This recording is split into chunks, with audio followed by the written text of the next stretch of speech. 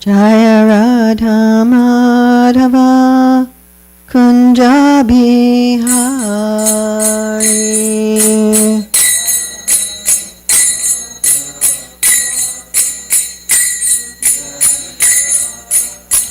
Jaya Radha Madhava Kunja Bihari.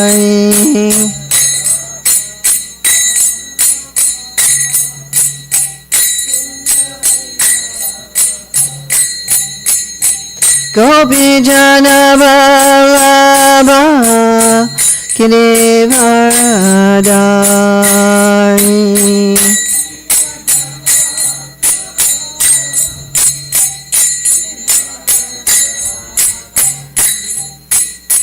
Gopi Jana Vallabha Girivardhari.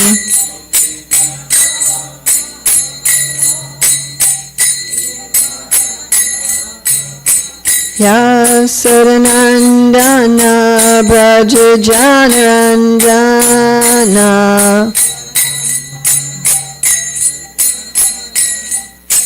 Yasaranandana Braja Janarandana.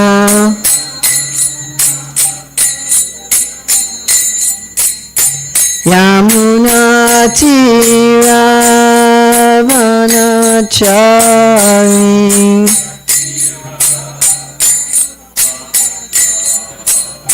Yamuna Tira Vanachari.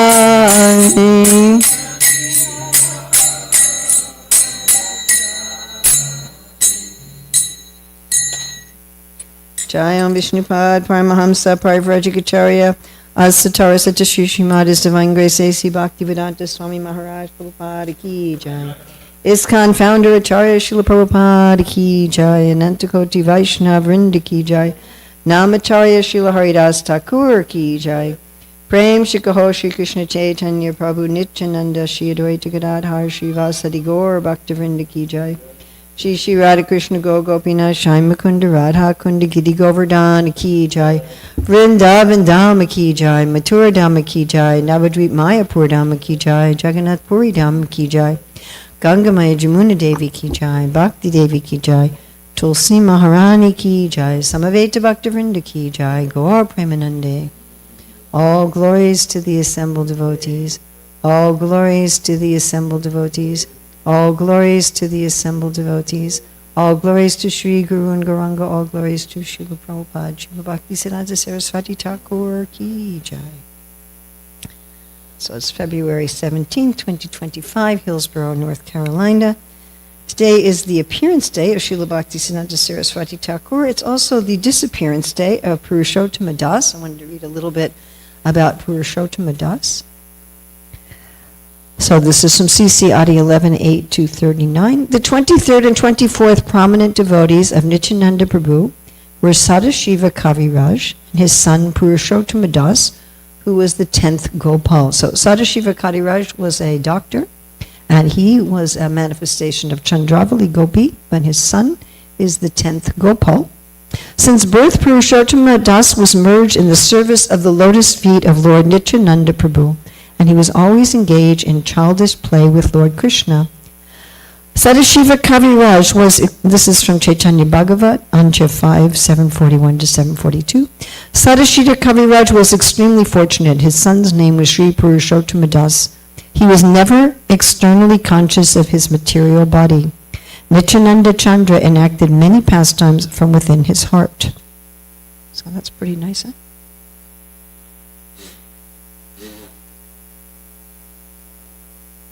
I thought we could say the pranam mantras to Srila Bhaktisiddhanta Saraswati Thakur. Nama Om Vishnu Padaya Krishna Prastaya Bhutale Srimati Bhaktisiddhanta Saraswati iti namane Shri Varshavanabi Devi Dayitai Kripabdaye Krishna Sambandha Vijnana Dayane Prabhabe Namaha Madhura Jvala Premaja Shri Rupanuga Bhaktida Shri Gora Karuna Shakti Vigrahaya Namostute Namaste Gauravani Shri Murtaye Dinatarane Rupanuga Varudhata Siddhanta Dayata Dharine. So Srila Bhaktisiddhanta Saraswati appeared as the fifth son of Srila Bhaktivinoda Thakur. And so we are connected to him in the sense that the parampara goes through him, but also that he is actually literally in the family of Srila Bhaktivinoda Thakur. And when he was just a few months old, about 5 months old, it was the Rath Yatra festival in Jagannath Puri, where Srila Bhaktivinoda Thakur was living, and the cart stopped right outside his house, at which point his mother took the opportunity, because she was the magistrate's wife. They allowed her to go up on the cart with her baby, and when she took little baby Bhaktisiddhanta Saraswati up on the cart, the garland of Jagannath fell on him, indicating that he was divinely blessed. Of course, Srila Bhaktivinoda Thakur had actually prayed for a ray of Vishnu to take birth in his family in order to propagate Sri Chaitanya Mahaprabhu's movement. Now, Srila Prabhupada likes to tell the story of when Srila Bhaktisiddhanta Saraswati was very young. Sometimes he says 2 or 3 years old, sometimes he says 4 years old. And he took a mango that was not offered. So, generally in our homes we have this distinction between food that is offered and food that is not offered. We may have different places in our kitchen for offered and unoffered food, different places in our refrigerator for offered and unoffered food. But he was just a little child, and he just saw there's a mango in the kitchen, and he ate it. And Srila Bhaktivinoda Thakur very mildly, was a very young child, and he said, no, this is not very good. You should only eat food that's been offered to the Lord, and this was meant for our family deities. Now we can't offer it to the deities because you have eaten it. And Prabhupada said that for the rest of his life he never ate a mango.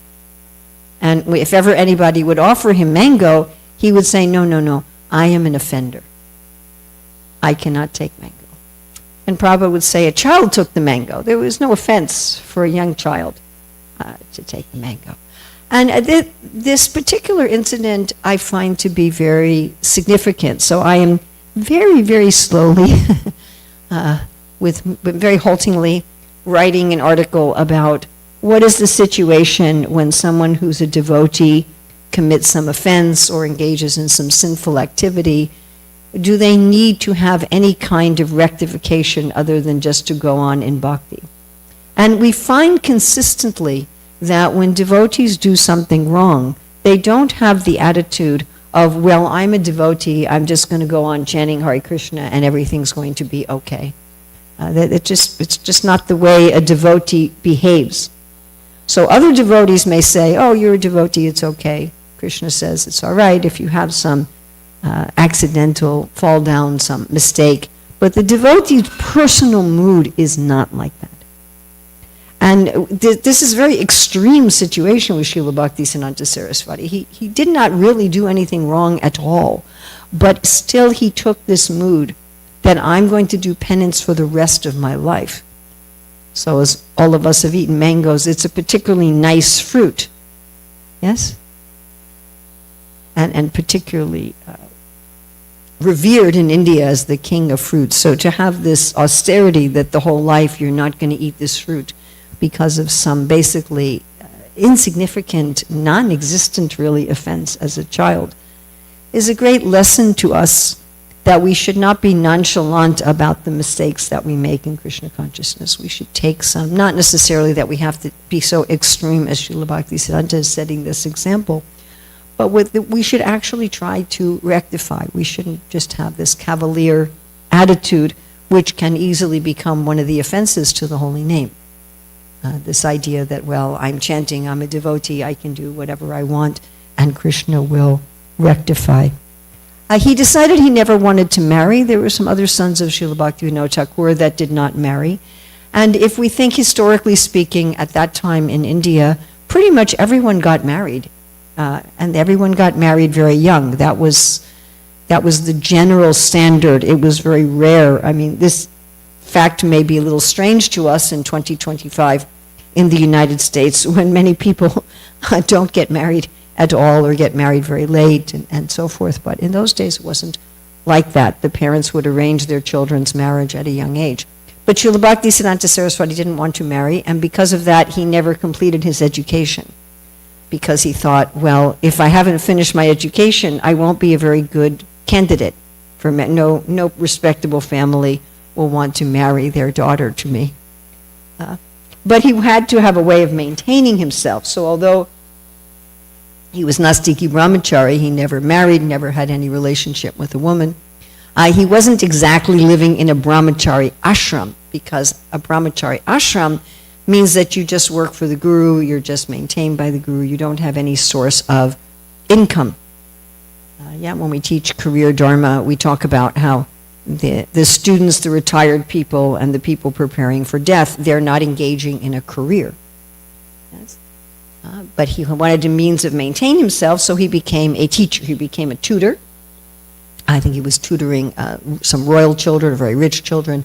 And he also became an astrologer.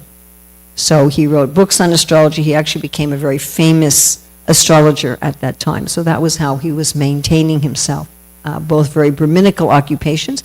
And that's also of note that he maintained himself through Brahminical occupations, whereas his father, as a judge is a Kshatriya occupation. So that's just something that I noted. However, when he took sannyas, he stopped those means of livelihood. So a sannyasi is not supposed to have any means of livelihood. And sometimes devotees take it that because he stopped working as a teacher and an astrologer when he took sannyas, that therefore things like teaching or astrology are to be rejected by devotees. But the reason he stopped doing that is because as a sannyasi, one's not supposed to have any kind of career. So when Srila Prabhupada was a young man, he was, Prabhupada says, forcibly dragged by his friend to meet Srila Bhaktisiddhanta Saraswati. Srila Prabhupada had a bit of an attitude towards people who were claiming to be sadhus, because his father had always invited sadhus over for prasad, and many times he said his father was very liberal, and he would invite practically anybody who appeared to be a sadhu. But Srila Prabhupada, growing up with this, saw that many of these people were really cheaters. And so he kind of had developed a mood that, a lot of these people claiming to be sadhus are not so. And so when his friend said, I want you to meet a sadhu, he's like, I'm not really interested in these people. No, you must come. Prabhupada said he was dragged forcibly. And that Srila Bhaktisiddhanta Saraswati, on first seeing Srila Prabhupada and his friend, said, you are educated young men, you should spread the message of Chaitanya Mahaprabhu in English. What a thing to say to someone who comes into the temple for the first time. Aha, you. You too have this assignment in the Lord's service. And Srila Prabhupada, and of course Srila Bhaktisiddhanta Saraswati is also called Srila Prabhupada. So when I'm saying Srila Prabhupada, I'm talking about A.C. Bhaktivedanta Swami Prabhupada. So Srila Prabhupada said to Srila Bhaktisiddhanta Saraswati, but how can we preach Mahaprabhu's mission when we're under British subjugation? Nobody will take us seriously until we have independence. At that time, Srila Prabhupada was part of Gandhi's movement for that purpose. And Srila Bhaktisiddhanta Saraswati replied, that is all temporary and external. It doesn't really matter. And Mahaprabhu's message is what's really important. And Srila Prabhupada said that he felt defeated, and that he was very happy to be defeated. He said, yes, this is somebody who can defeat me. And that really encouraged Srila Prabhupada to hear more from Srila Bhaktisiddhanta. Although Srila Prabhupada says when he first heard from Bhaktisiddhanta, he could hardly understand anything he was saying. We know that Srila Bhakti, we're going to read some things from Srila Bhaktisiddhanta. His language is very high. His vocabulary, sentence structure, concepts are very high. And Prabhupada said that he couldn't even understand everything, but still he was hearing. And Srila Bhaktisiddhanta Saraswati marked him, oh, you are hearing nicely. Right? Even one time, all the devotees went out on parikrama, and Prabhupada stayed to hear it. And Srila Bhaktisiddhanta noted that. And Prabhupada talks about this order given by Srila Bhaktisiddhanta, and he said, at that time I was a young man, just recently married, and we had our first son was very young, and I was thinking, what can I do? I can't actually follow this instruction. And Prabhupada talking about this said, Maya is there. Prabhupada characterized himself as being in Maya, not wanting to follow this instruction. And of course, this instruction was repeated by Srila Bhaktisiddhanta Saraswati to Srila Prabhupada in a letter about 2 weeks before his disappearance.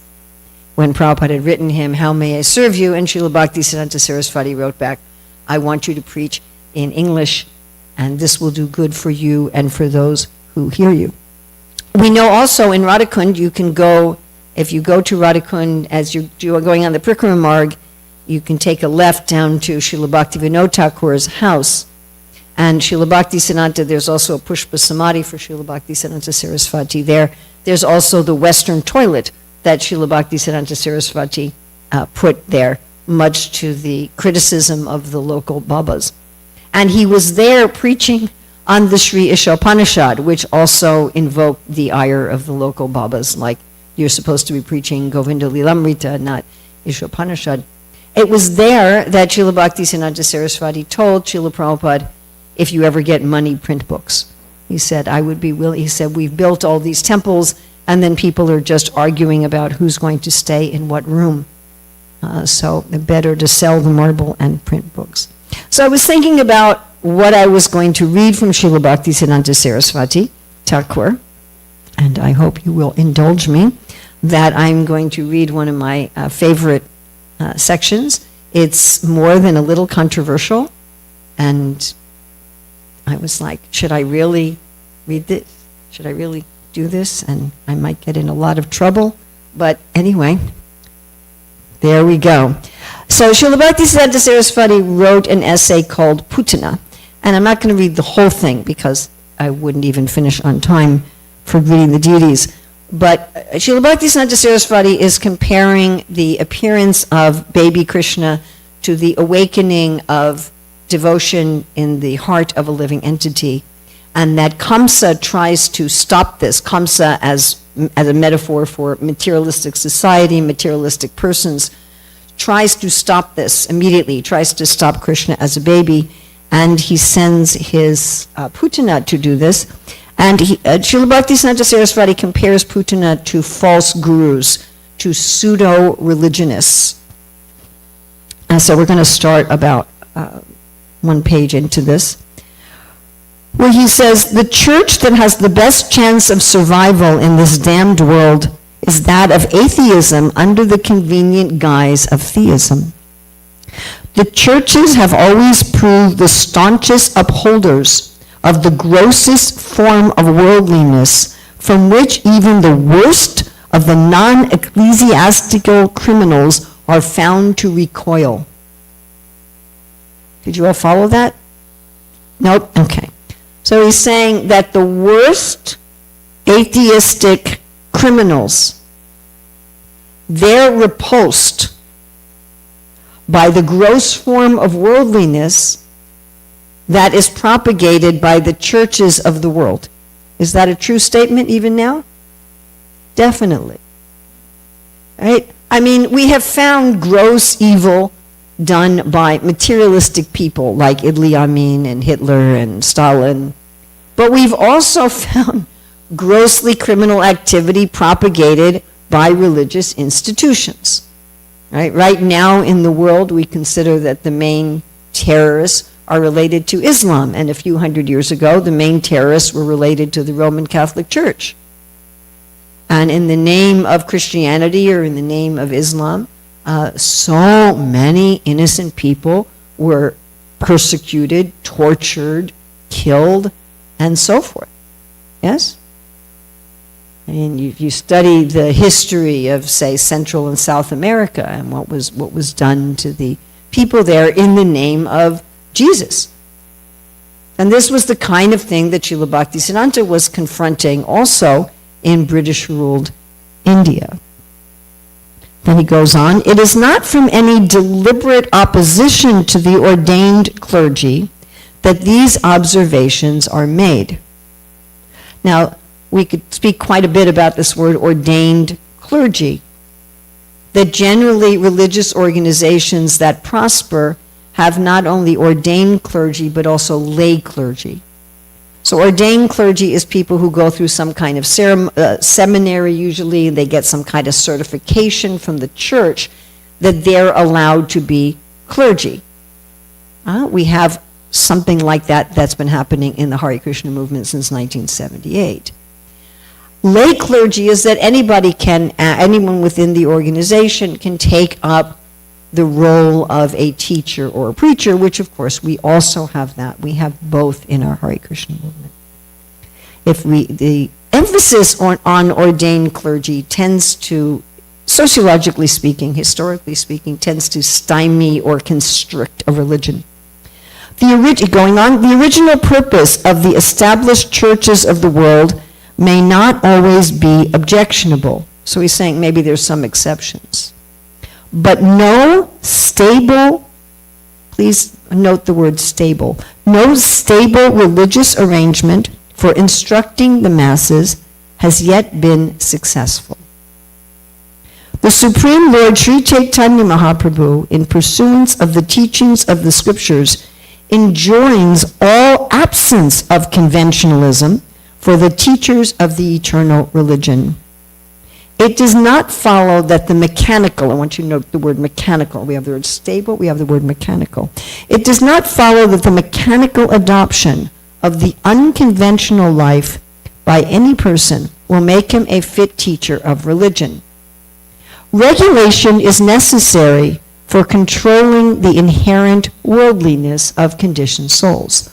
But no mechanical regulation has any value even for such a purpose. The bona fide teacher of religion is neither the product of nor the favorer of any mechanical system. In his hands, no system has likewise the chance of degenerating into a lifeless arrangement. So we have stable, mechanical, lifeless. The mere pursuit of fixed doctrines, you notice the word fixed?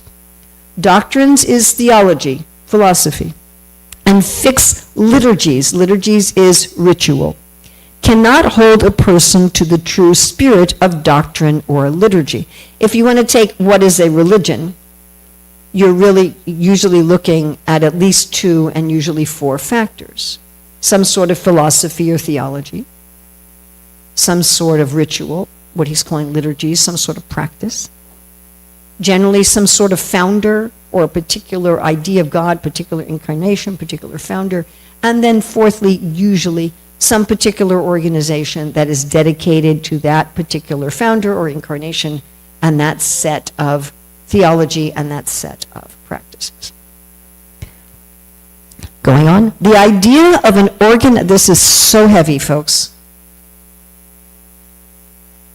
The idea of an organized church in an intelligible form indeed marks the close of the living spiritual movement.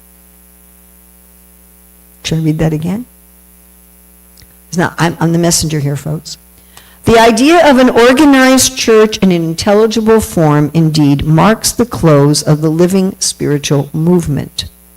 The great ecclesiastical means related to a church, establishments are the dikes and the dams to retain the current that cannot be held by such contrivances.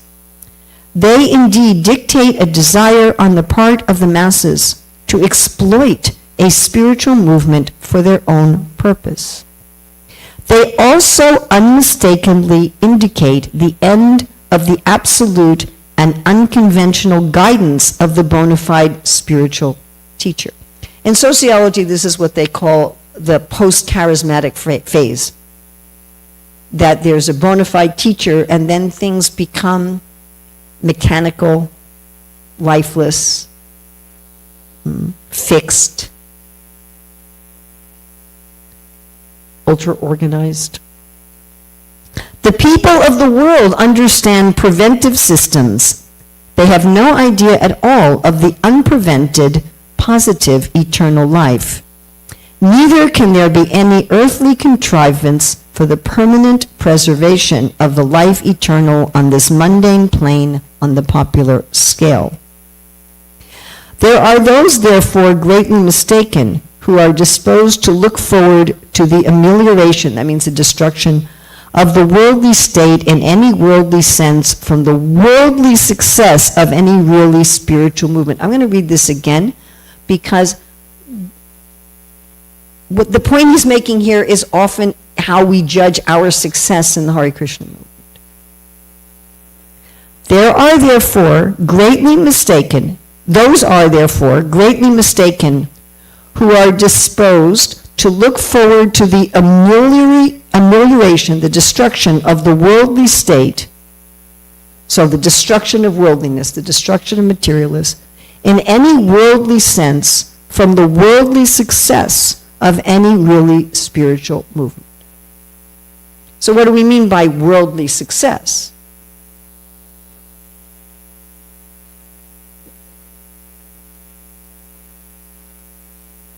Amelioration. To cure. Well, to cure the worldly state, to get rid of it. To get rid of the worldly state. Yeah. Did I not? Okay. But by worldly success. So what do we mean by worldly success?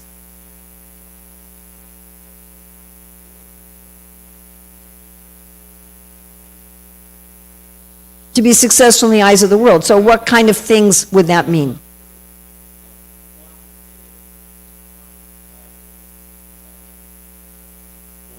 A quantifiable goal, yes.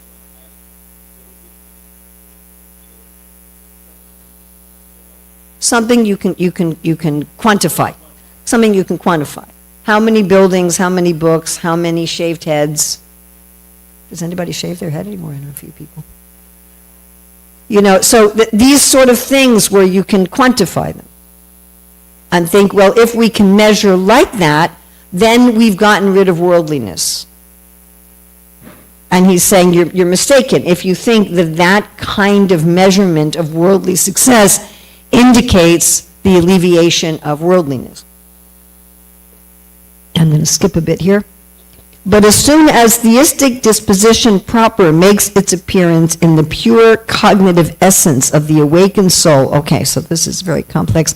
Theistic disposition proper, so this he's talking about consciousness, makes its appearance in the pure cognitive essence of the awakened soul. When you become Krishna conscious, when you're actually conscious of the Lord, the putanas are decisively silenced at the very earliest stage of their encounter with the newborn Krishna. The would-be slayer is herself slain.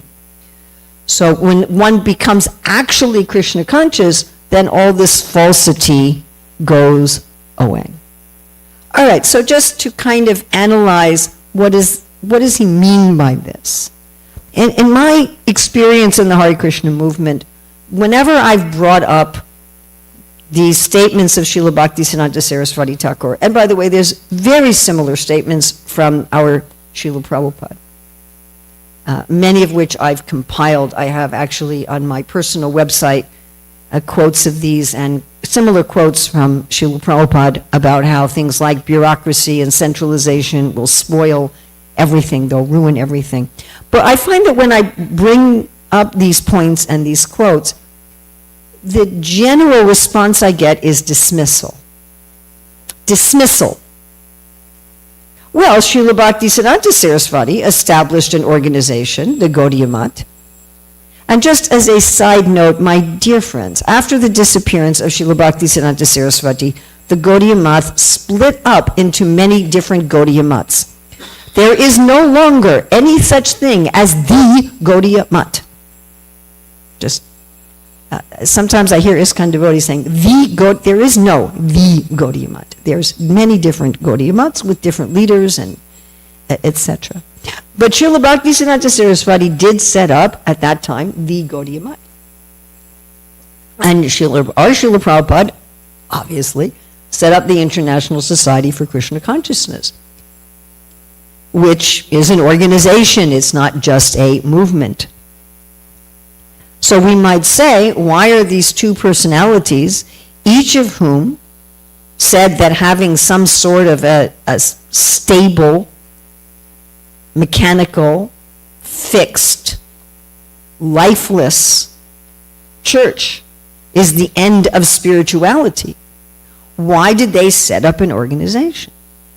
Which we might think would be lovely if it was stable and fixed. Everyone might think, well, we want a stable, fixed organization. Okay? So, Srila Bhaktisiddhanta Saraswati talked about mechanical following of rituals, mechanical following of philosophy. Right? And this sort of mentality looks like religion, just like Putana looked like a loving mother.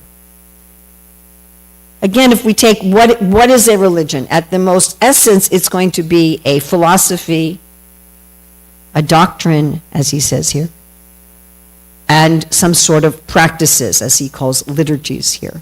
And generally, it also includes another two things: allegiance to a particular founder or a particular incarnation, and generally also some sort of organization or sect or group that say, well, we've got the proper doctrine, we have the proper practice, we have the proper allegiance to this founder. And people will think, if I just join the right religious group, and I have the right founder, and I intellectually agree with the right philosophy, and I mechanically follow the right rituals, I will attain bhukti or mukti. Are you all following me? I'm going to attain bhukti, I'm going to go to heaven, or I'm going to attain mukti, I'm going to be saved, I'm going to be liberated. And often such people hope for some good result even in this life, maybe an internal sense of freedom, or maybe more prosperity, but their main hope is at the time of death. And I've just got to get it right. I've got to get the formula right. My very dear friend Rukmini made the very astute observation to me many years ago that trying to understand all the laws of the universe so you can get it right is the essence of a demoniac mentality. I'm going to figure out how the universe works so I can be the controller. And this is the mood of someone like Kamsa, which Srila Bhaktisiddhanta Saraswati is referring to here. Certainly we see this in Hiranyakashipu. You know, I'm going to be able to manipulate everything. So, in one sense, we can say it's better if you say, well, I'm going to do that by becoming a religious person. At least you're going to God. But the mentality is still like that. I'm going to figure out how God runs the universe, and I'm going to seek his favor for my own selfishness by getting all these things, by getting like all my ducks in a row. And we see that people fight to the point of persecution, torture, and death about these 4 items. Am I correct? Which particular sect are you in? You know, are you in the Jehovah's Witnesses, or are you a Mormon, or are you an Anabaptist, or are you a Protestant, or are you a Roman Catholic, are you an Eastern Orthodox, are you a Sunni, are you a Shiite? They'll actually kill each other over the organization. They'll kill each other over what founder you follow. Are you following Jesus, or are you following Muhammad? Are you following Krishna or Vishnu even? Yes? And what particular ritual are you doing? Are you doing the ritual like this? Are you doing the ritual like that? We have people in our Hare Krishna movement, my dear friends, who fight. They haven't killed each other and tortured. They haven't gone that far. But they will condemn each other as to whether, when you're offering artik, do you offer the items to Guru first or last? Do you go Guru Chaitanya Krishna, or do you go Krishna Chaitanya Guru? And they'll fight about this kind of thing. You know, or with Tulsi Devi, Krishna Bhakti or Vishnu Bhakti. And again, these big fights over I have actually experienced devotees, no joke, fighting over how women should put on a sari. And my oldest son, I don't know if he still has it, but he had a book of 2,000 ways to wear saris traditionally. You know, and they'll fight about it and how long the palu is, and you know, these kind of things.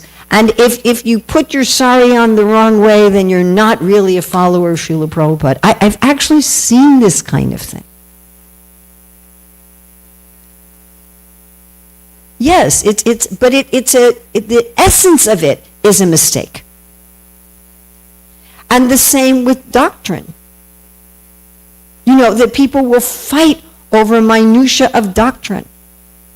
Prabhupada says we shouldn't concern ourselves with how the jiva first fell into conditioned life. He says that directly. He said it's not important. We shouldn't concern ourselves with it. And there are people ready to, you know, ban each other from the Hare Krishna movement over differences of perspective over this. You're not allowed to be a preacher in the Hare Krishna movement if you have some, although there's different statements in the Shastra and different statements by our acharyas on this point. So there are people who will fight over this minutia of doctrine because they want, as Srila Bhaktisiddhanta just said, a fixed doctrine and a fixed liturgy. And they want all these things to be stable and become mechanical and become lifeless. And I have thought deeply for decades about what does it mean that Srila Prabhupada, our Srila Prabhupada, will say that we are not sectarian. I recently listened actually 3 times because I didn't realize it was in a separate folder. So I would listen 3 times to Prabhupada's classes on the first canto, and he gives a lot of classes on Savai Pumsam Paro Dharmo Yato Bhaktira Hokshajaya Hoitukiya Pritiyata Yadatma Supersidisi. And he says the Bhagavatam is not sectarian. He said the Bhagavatam is not promoting Hindu Dharma or Christian Dharma or Muslim Dharma. The Bhagavatam is saying any religion that brings you to know and love God, that is accepted. And Prabhupada told that to my father in 1974 in Chicago. My father said, can I come to the temple even though I'm Jewish? And Prabhupada said, yes. Just like many planes are going to Chicago. He said, but they have to know they're going to Chicago. Otherwise, there's no meeting to many planes. Now, if you think about this deeply, in these different religions, there's different doctrines. Yes? Correct? There's different rituals. Although, in terms of ritual, all the main religions of the world have a lot of similarity. There's some prayers, individual, group, some kind of worship. The worship generally involves fire, often some nice fragrance. There's observance of festivals, there's readings of scripture, there's going to holy places. In terms of ritual, there's much more similarity between the religions than there are differences, although the very details are different. In terms of theology, you're going to find a short list, maybe 3 or 4 items of similarity among pretty much all the religions of the world, and after that you find some more divergence. There's certainly great differences in terms of the founder or how God is described. Again, we have certain areas of similarity. God is always going to be described as the creator and the ultimate controller. Right? And then there's going to be differences in terms of how a religion is organized. Now, with all those differences, if it's possible to attain to love of God anyway, this has been my question. If one can attain to love of God through any bona fide religious tradition, even though you have differences in these four things, are you following me? Then how can we say that being fixed in these four things is a prerequisite for attaining love of God? I have to be fixed in the four things of my particular tradition. You can't. It's incompatible. You can't say somebody can attain love of God through Islam or through Christianity or through Judaism and also say that these four things, the way we do them, are the only way. That becomes a sectarian, mechanical process, which then, according to Srila Bhaktisiddhanta, acts as the dams and the dikes that stops the whole flow of actual Krishna consciousness. So does that mean that we throw these things out? And we just do whatever we want? And everybody just makes up their own idea of God consciousness? So I really like what my godbrother Satchinanda Maharaj says. He says, you're only going to find water if you dig deeply in one place. If you dig a whole bunch of shallow wells, you're never going to find anything. One has to have some allegiance and loyalty to a particular teacher in a particular line. It's the same with an education. If you want a degree, you can't take a few classes from Duke and a few classes from NC State and a few classes from NC Central, and no one's ever going to give you a diploma. One has to have allegiance to a particular line and then follow the doctrine and the rituals of that line. Just like in any university. You know, their physics class is going to be in room 205 in this building at this time. And that's a particular ritual that I'm going to walk to that building and that class at that time. But I don't get my education by walking to that class at that time. I get my education by actually imbibing the knowledge there, and the rituals are the means. Of course, in our Krishna consciousness movement, we're very fortunate that the rituals that we're doing are also done in our eternal spiritual form. In the spiritual world, people are also offering arti to the divine couple. Yes? They're also offering food to the Lord. Of course, a little differently than we're doing here. Yes, the cowherd boys are just throwing their pakoras at Krishna. Here, take this. Please don't try that with Radha Golokananda. But the same idea is there.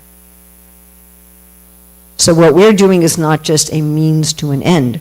So one has to have these allegiance to these four things, but for the purpose of awakening our eternal consciousness. And we should judge, Prabhupada says, we can judge our own advancement by how detached we are from Maya, how detached we are from the false ego, and how attached we are to Krishna. Not by looking at some quantifiable things externally. We should do that, of course. As I said, you're not going to accomplish anything if you don't follow anyone, if you don't have the mercy of a devotee, if you're not following the instructions of a devotee.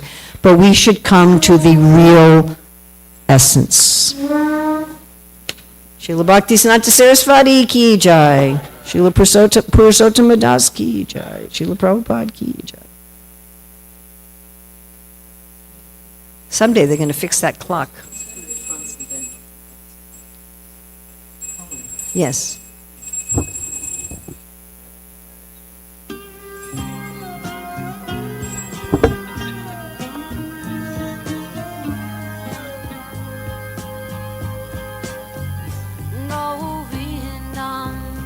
Adi Purusham Kamaham Bhajami Govindam Adi Purusham Kamaham Bhajami Govindam Adi Purusham Kamaham Bhajami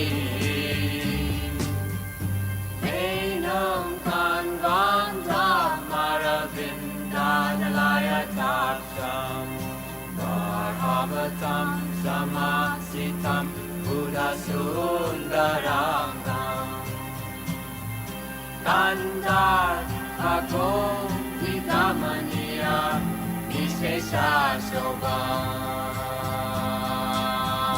Govindam Adipurusham Tamaham Bhajami Govindam Adipurusham Tamaham Bhajami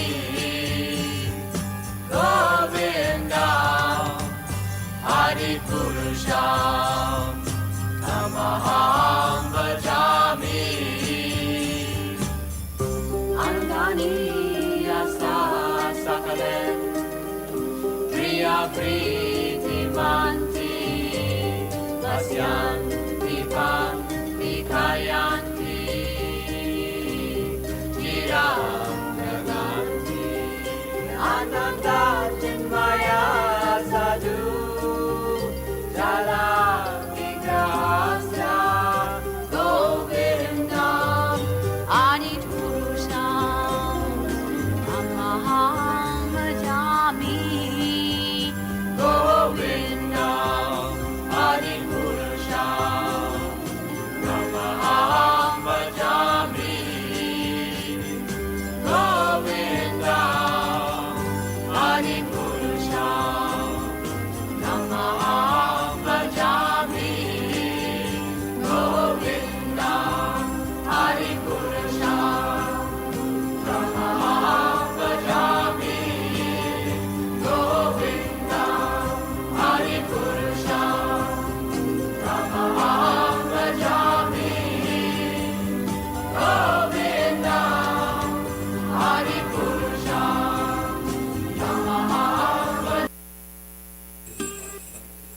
Page 56. Oi Vaishnavatakura. Oi Vaishnavatakura. Doyara Sagara. Edase Karuna Kori. Oi Vaishnavatakura. Doyara Sagara. Edase Karuna Kori. Diya Padachaya Sodaheya Maya Tomara Charana Dori Diya Padachaya Sodaheya Mara Tomara Charana Dori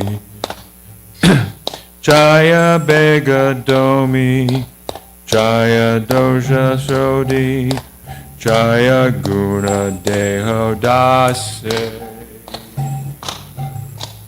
Jaya Vega Domi, Jaya Dosha Sodi, Jaya Guna Deho Dase.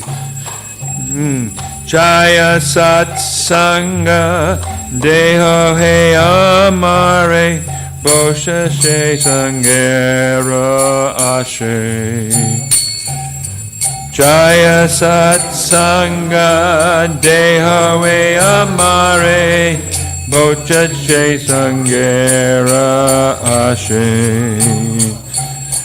Ekake Amara Nahi Paya Bala Hari Nama Sankirtane Ekaki Amara Nahi Paya Bala Hari Nama Sankirtane Tumi Kripa Kori Shradu Bindu Diya Deho Krishna Nama Dane Tumi Kripa Kori Bindu Diya Deho Krishna Namadane Krishna Setamara Krishna Dite Paro Tomara Shakati Ache Krishna Setamara Krishna Dite Paro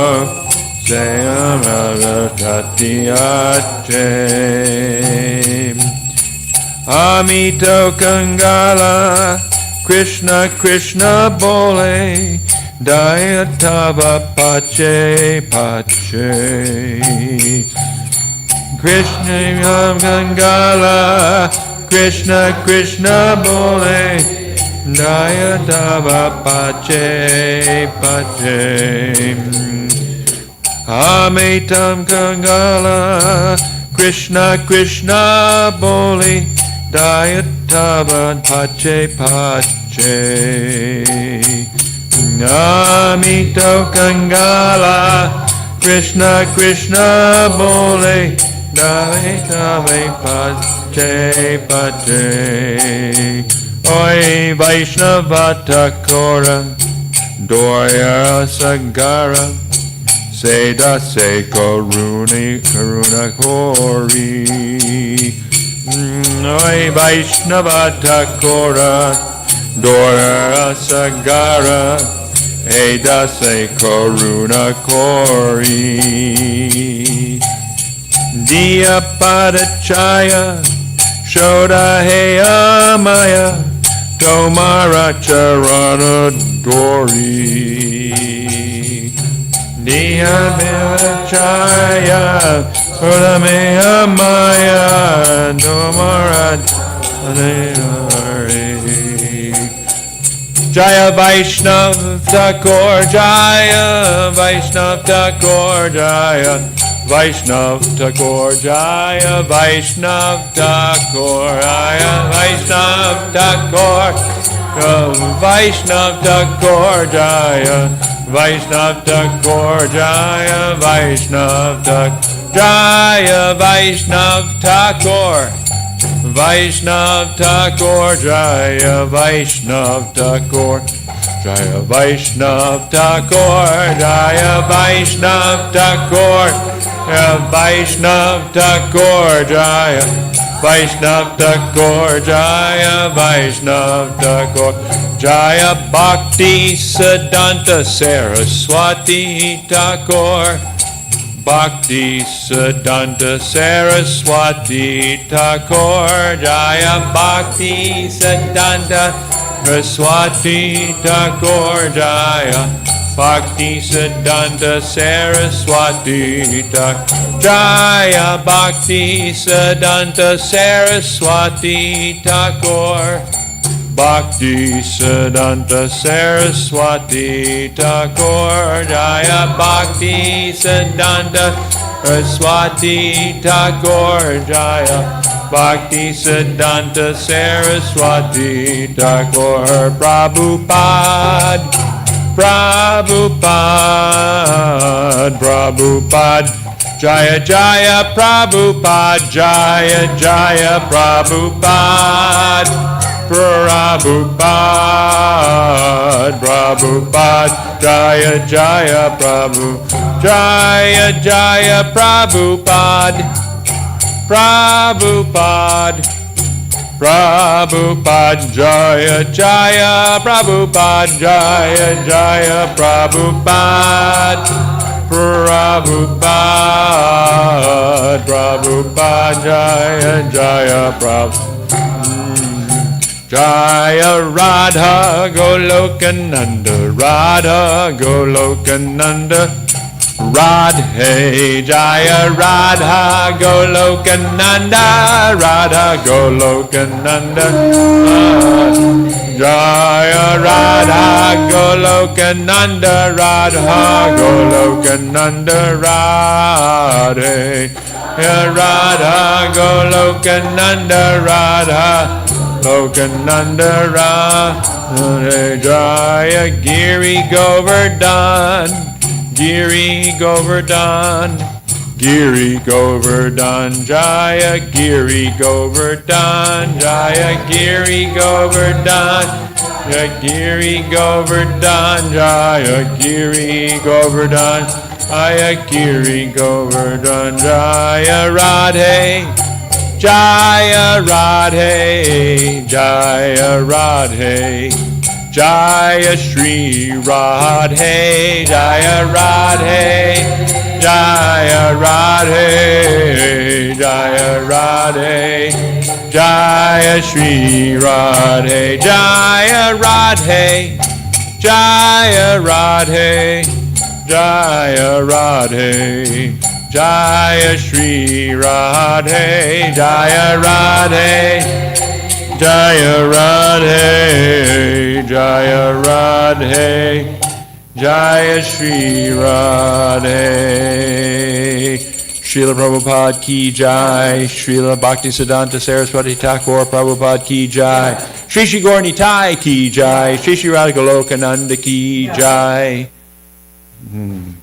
O Venerable Vaishnava, O Ocean of Mercy, be merciful unto your servant. Give me a shade of your lotus feet and purify me. I hold on to your lotus feet. Teach me to control the 6 passions. Rectify my 6 faults. Bestow upon me the 6 qualities, and offer unto me the 6 kinds of holy association. I do not find the strength to carry on alone the Sankirtan of the holy name of Hari. Please bless me by giving me just 1 drop of faith with which to obtain the great treasure of the holy name of Krishna. Krishna is yours. You have the power to give him to me. I am simply running behind you shouting, Krishna, Krishna. Srila Bhaktivinoda Thakur ki jai. So there will be a program at noon today, and we'll begin right at noon with a class by Srila Prabhupada honoring his Gurudev, Srila Bhaktisiddhanta Saraswati Thakur Prabhupada. Then there'll be the noon Artik from 12:30 till the midday Artik from 12:30 to 1. Then we'll have Pushpanjali and Guru Puja for Srila Bhaktisiddhanta Saraswati Thakur starting at 1, and then there'll be lunch at 1:30. So the program will run between 12 and 1:30 when we have prasadam. So please come today at noon, and it's a half-day fast. And please come at noon, and there's a nice class we'll be playing by Srila Prabhupada. Jai. Chaito Darpanam Marjanam Bhava Mahadavagni Nirvapanam Shreya Kairavya Chandrika Vitaranam Vidyavadu Jivanam Anandam Buddhi Vardhanam Pratipanam Purnamrita Swadanam Sarvatma Snapanam Paravijayate Shri Krishna Sankirtanam Nam Namakari Bahudam Nija Sarva Shaktis Tatrapita Niyamita Smaranena Kala Etadrishita Vakriba Bhagavan Mamapi Durdaiva Midrishami Hajjanina Nuraga Trinadapi Sunichena Tarorapi Suhishuna Amani Namana Dana Kirtaniya Sadahari Nadanam Najanam Nasundarim Kavitam Vajagadisha Kamae Mama Janmani Janmani Ishvare Bhavatad Bhaktir Hoitaki Twai Vainanda Tanuja Kinkaram Patitam Mam Vishame Bhavam Budao Kripayata Babada Pankaja Stita Duli Sadrishim Vachintaya Nainam Gadashu Daraya Varanam Gadgadurigaya Pulakarnishitam Vapukada Tavanamagrahane Bhavishyati Yugayatam Namishena Chakshusha Pravashayatam Shunayatam Jagat Sarvam Govindam Virahename Ashlisha Vapadamritam Panastumam Adarshanam Marmahata Karotuva Yatatatava Vidadatulam Pato Mat Prananatas Eva Napara. Victory to the Sri Krishna Sankirtan, which cleanses the heart of all the dust accumulated for years and extinguishes the fire of conditional life, of repeated birth and death. This Sankirtan movement is the prime benediction for humanity at large because it spreads the rays of the benediction moon. It is the life of all transcendental knowledge.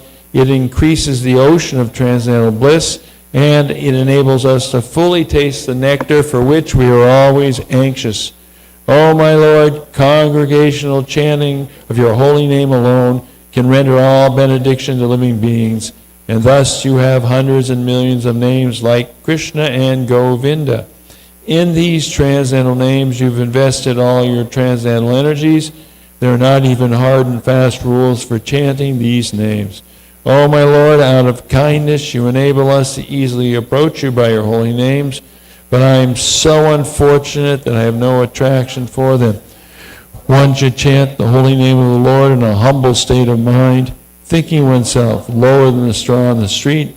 One should be more tolerant than a tree, devoid of all sense of false prestige, and should be ready to offer all respect to others. In such a state of mind, one can chant the holy name of the Lord constantly. O Almighty Lord, I have no desire to accumulate wealth, nor do I desire beautiful women, nor do I want any number of followers. I only want your causeless devotional service birth after birth. O Son of Maharaj Nanda Krishna, I am your eternal servitor, yet somehow or other I have fallen into the ocean of birth and death. Please pick me up from this ocean of death and place me as one of the atoms at your lotus feet.